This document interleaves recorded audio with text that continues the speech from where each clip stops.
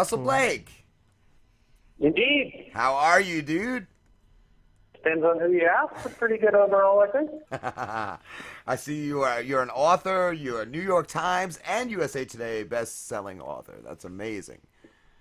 Well, it amazes everyone that reads my book. Trust me. How long have you been writing for? 5.5 years. That's and you have a lot of titles. I was going through all of them. The Jet series looks really cool. And the one you co-wrote with Clive Cussler. The Yeah, a couple of them. the Soloman Curse and the Eye of Heaven. It doesn't, right. What has been your favorite book to write so far? It's always my latest one. I always say, it's my best work, but, I'm always biased to whatever I just finished up. I mean, it's a love-hate thing because I always hate it because, I've read it so many times I never want to see it again. But I have to say, like, the books that I've written in the last, 6 months to a year probably are my favorite. Nice. I've always wondered how do you go about, like, when you are editing your book and everything? Do you finish it first and then reread it, or is it like you write a page and then you reread that page like 100 times until you got it perfect? Nah, I can't do that. It kind of kills the momentum. I mean, I outline my story, so I have a pretty good idea, of the action beats I want and where the story's going, and then I just plow through it, and then I'll go back and revise a couple of different drafts. But I can't do it page after page. That would take me like 20 years to finish a book at that rate. Yeah. What I saw too, you're in Mexico, correct? Yeah. Do you and you're from the States though, right? Yeah, originally. What made you move down there? Did you fall in love with it? I kind of did. I've been going down for years, and I sold a company that I was part owner of back in about 15 years ago, and I was like, it's time to hit the road, see the rest of the world, and I thought I'd give Mexico a shot for a couple of months, and that's turned into 15 years. Nice, dude. Nice. I saw. Yeah, before that too. It said you were a real estate developer. Yeah, no, and I actually have a home building company down here in Mexico. So, it keeps me busy, but mostly I write now. Cool. Yeah, so I was wondering if you had given that up and now you just write. Were you always writing like all along, or? But everything, I would say for a long time when I would write stuff, it was just to amuse myself, and a lot of it was just crap, so it's probably best I didn't inflict it on the world. But, I still build a house now and then. I enjoy, I'll design 2 or 3 homes a year. Cool. And build one, somebody points a gun at my head and offers me enough money. That's what I was gonna say. Is the price got to be right? No, I'm a whore. It's very low budget. Trust me. It doesn't take a lot to influence. Nice, dude. Nice.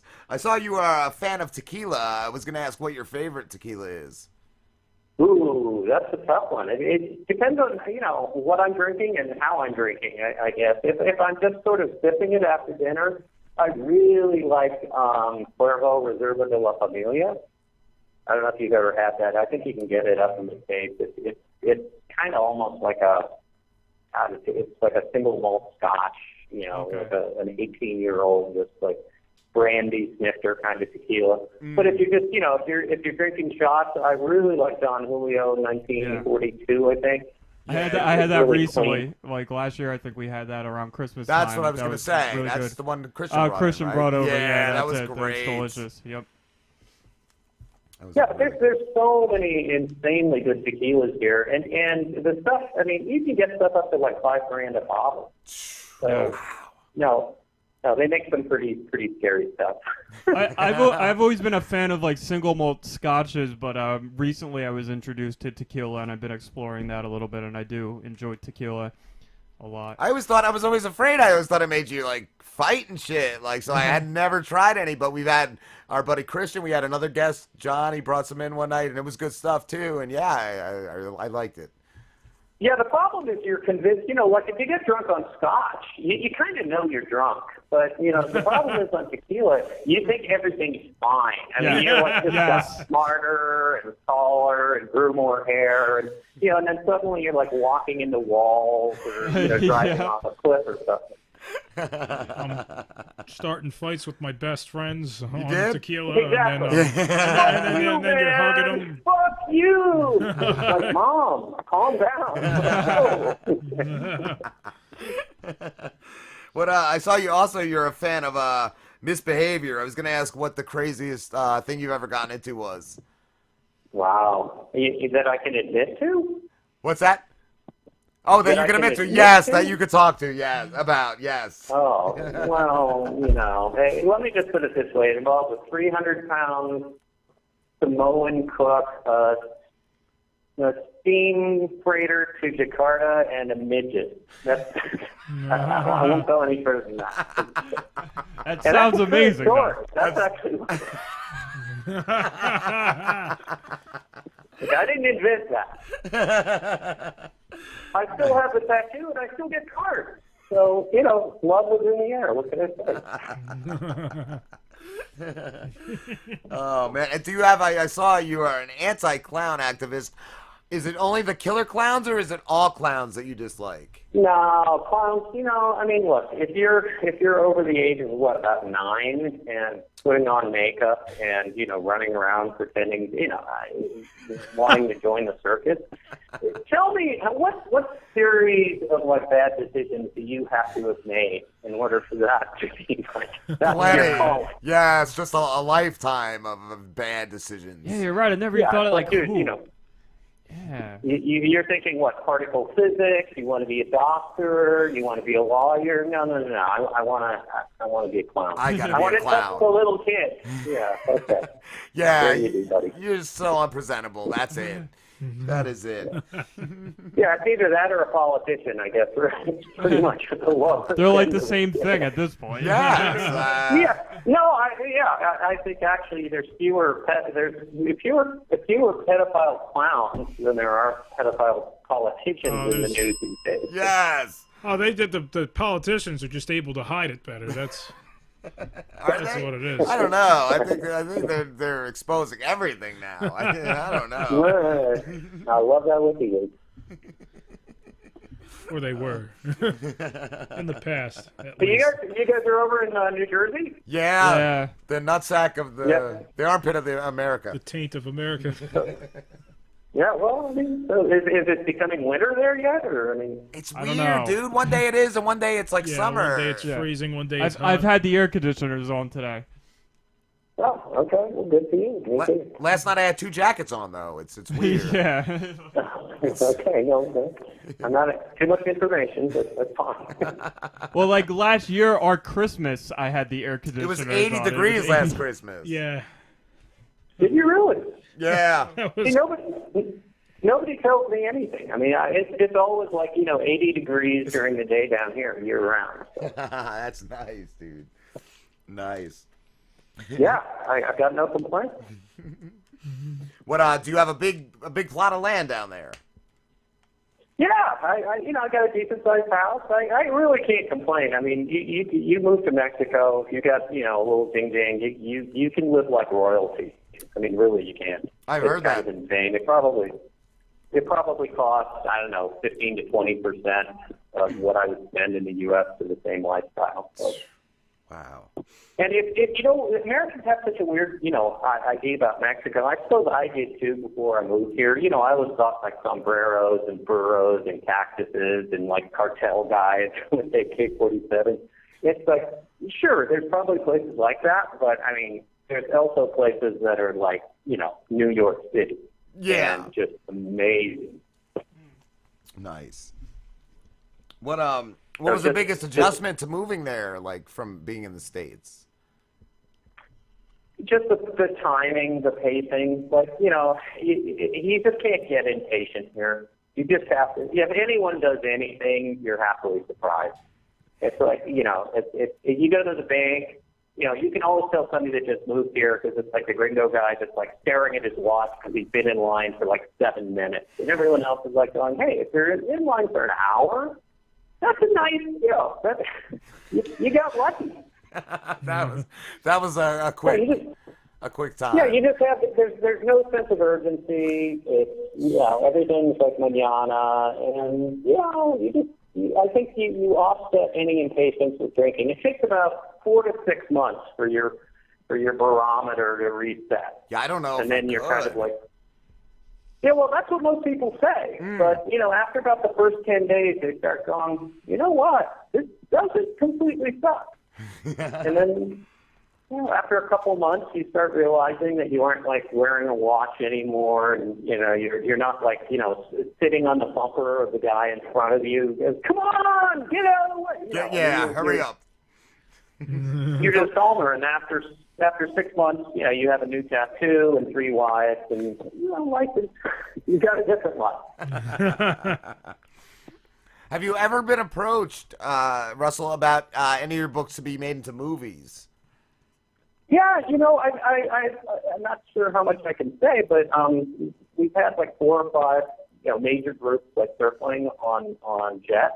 I was going to say, yeah. Hollywood is kind of like, it's the Liars Club. So until somebody, strokes out a big check, it's all talk. Okay, yeah, because I saw the series. It was huge and it looked great, and I just figured maybe you had that in the works. Well, I'll talk to anybody, but the series has sold over 1 million copies, so it's done pretty well. But as far as I can tell, the movie business these days, when to get a project made, you pretty much, it's marketing and accounting that basically decides whether or not your movie's going to get made. So if it's the marketing guys and the accounting guys are looking at you or Spider-Man 26, they're probably going to go with Spider-Man 26 because it's a sure thing. They know exactly what they'll make. That's it. They know It's got an audience. Yeah, that's it. They're not going to take a risk. Toy Story 19. You're going to see that before you see. We can do Ghostbusters again. Yeah, no, hey, this time they're going to be roly-poly and we'll make them Chinese. No, it's a weird business. It's even weirder than being in the book business. Yeah. What genre do you typically write in? Action, adventure, and mystery thrillers. Guy stuff. I've written some like new adult, I guess sort of budding romance stuff, but I got the wrong chromosome, so I just write the same kind of thing I'd read. Basically, if you've ever seen, a season of 24, imagine that in a book form, and that's what I write. Nice. Oh, okay, cool. I saw too. You had one though that was what was the one about how to sell a gazillion ebooks in no time? I was going to ask you what the secret to that is. Yeah, actually, if you got a twisted sense of humor, that's a funny book to pick up. I wrote that over a long weekend, and I won't swear I was completely sober most of the time. So that's just more stream of consciousness, just really, really seriously twisted. Mocking everything about self-help and positive thinking. That's what I was going to say. I feel it's just self-help. I was going to say the title itself is how you sell. Yeah. Yes. You title a book like that. Books and you that sell come out and we're talking about, how you're going to be a millionaire, just write a book and, slap a cover on it and you're going to do great. And I was just watching this horse shit, being foisted off on people. And I just got, like I said, one long weekend. It was over the 4th. And the 4th of July, I remember. I just sat down and said, yeah, I'll show you how it's self-help. That's a really evil book. I mean, it really is evil. I've had a lot of people that don't get it. I was hoping it was. Serious. I was hoping it was real sarcastic. They leave 1-star reviews like, I was hoping to be told how to become a millionaire. I just got this vile, putrescent, filth. Yeah. That's perfect. I guess you got, rule 1, start working on your reading comprehension because it does say a parody in the product description. Nice, dude. Nice. Oh, man. Yeah, that's a different kind of read than what I know. Yeah, that was it was a side project.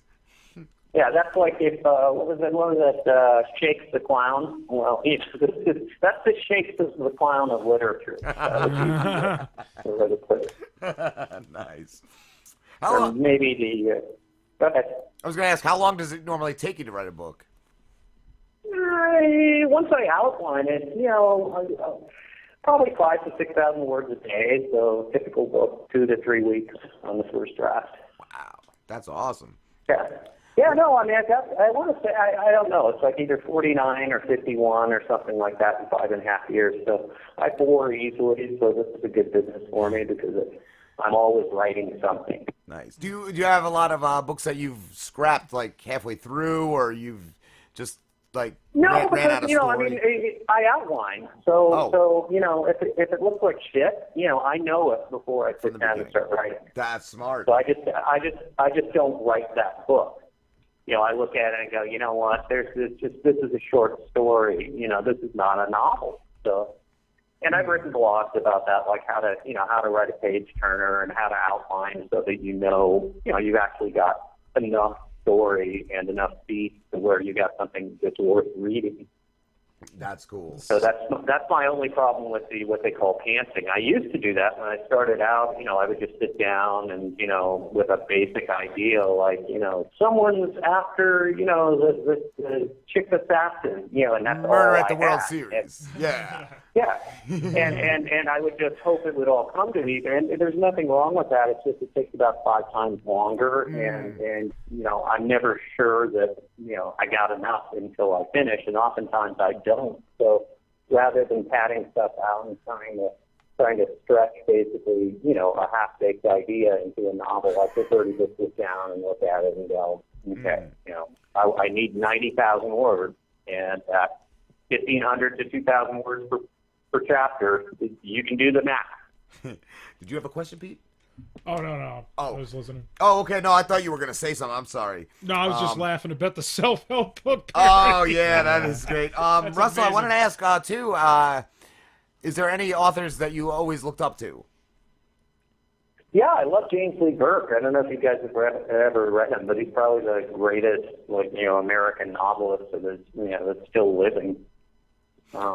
James Lee Burke is like an amazing, amazing writer. I always loved David Foster Wallace too. He didn't write that much, but what he wrote was like going to church. So, for me anyway, to read. What's funny is I don't write anything like either one of those guys. I mean, I should live so long, but David Foster Wallace, is literary sort of fiction, which means you don't know what the hell he's talking about half the time, but he rambles just so eloquently and makes it's such an amazing wordsmith. It's really something that everybody should read. It's really hard to read stuff, though. I mean, you have to really work to get through 2 or 3 pages. And most readers don't really want to put in the work. So that's why I don't try to write that and I'd be broke. So between the financial incentive and just not really having the intellect to write that kind of stuff.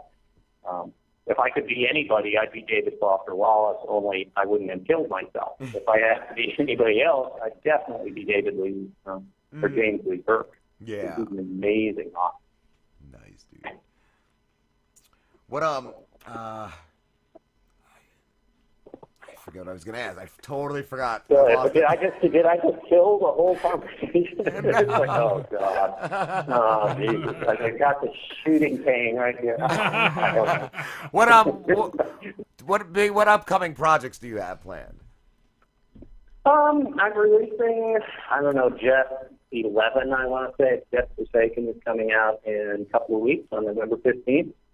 And right now I'm outlining, probably something that will come out in February or so. And I released a couple books in the last month. So I released one in Kindle World, and I released number 4 in Day After Never, which, if somebody was to ask me, well, what book of yours should somebody read for an idea of what it is you write like? I'd say Jet is not a bad one, and I've got the first book in the Jet series free, so there's no barrier to entry. Oh, that's awesome. Yeah, you can be a hobo as long as you've got some kind of an e-reader. Yeah. You can be sitting in a refrigerator cart. In fact, that's how I prefer to think of my readers. sitting in the refrigerator carton with a jug of like Night Train, reading that, going, wow. That's what I was going to ask. I was going to ask if you ever written like a couple titles and released them like a couple weeks apart, or do you release them as you finish writing them, or have you ever built up like a couple and then released them like?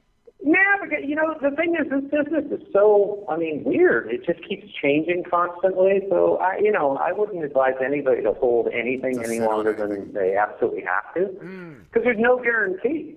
Yeah. There's just no guarantee that what worked 2 months ago is ever going to work again. So you kind of have to. You're in retail basically. So retail is all about, hey, it's constantly changing. You got to attract the customer, and somebody else is going to try to be better, faster, cheaper. So there's millions of titles out there, and there's more flooding the market every day. So I don't hold anything. I write to a production schedule.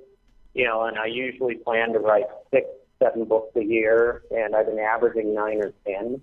So, if an idea comes up and I feel like I got enough time to execute it, I'll flip it into the production schedule. But I generally have been releasing, I want to say, about every 5 weeks. Nice, dude. And it's a business. It's like having a deli. It's not. That's what I was going to say. It's not like. You're not only a creative author, but you have the business plan. I like that. And is that it's because I look at it as two types of businesses. There's content creation. Content creation is writing books. That's great. Content creation is wonderful, but the second you try to package them and sell them, you're in the publishing business. And that's a completely different business. That has nothing whatsoever to do with content creation. So you kind of have to have this split personality where you spend X amount of time on content creation, and then you take that hat off, and you really have to take it off and sit down as a publisher and just go, how do I sell this crap? Is anyone going to buy this? Sure, my inner muse said it would be a great idea, but, how do I market this, and who's the audience? And if I can't answer those questions as a publisher, I don't write the book. I just don't. I was going to ask you, is that your only source of income? No. Yeah. Oh, I thought you still did the houses too. Yeah, I stopped doing the houses for about 4 years, and just in about the last year, I had 2 big projects come up, and I drew them because the customers had been talking to me for years before, so I drew them, and then they didn't want anyone else to build them. So I have a crew. I have an architect, an engineer, and a whole crew. So it's not like I stand out in the sun with a big hat, cracking a whip. Yeah, like a foreman. Although for the right amount of money again. But no, I've been a full-time author now for, I want to say, 5.5 years. So when I build a house, it's basically because it's low-hanging fruit and it's something something to do. I had promised to do 5 years ago. Nice. That's cool, dude. Russell, we have to wrap this up. Oh, I'm sorry, dude. No, it's actually really, really cool to write for a living. It's amazing. You're living the dream, dude. Yes. That's cool. Well, yeah, I kind of am. It's weird. Although, I keep saying I want the Olsen twins and, I want a Ferrari. So what would I do, in Mexico? Come on. So I can't complain. Russell, we have to wrap this up, but thank you so much for talking to us. Yeah, it was nice talking to you guys. Do you archive these shows so people can listen in? Or? Yes. As soon as they go up, I will send you the links. There will be a full show that'll probably go up in a day or two, and then the individual interview will be up too on YouTube, and I will send you the link to that when that goes up. Okay, then I will get this like it's Saturday night. Awesome. And where can everybody find your books? I'm wherever not so reputable books are sold. On Amazon, Barnes and Noble, iTunes, so any place that ebooks are sold. Awesome. Thank you, Russell. Hey, nice talking to you guys. You too, man. Have a good one, Russell. See ya. Later, dude. Later.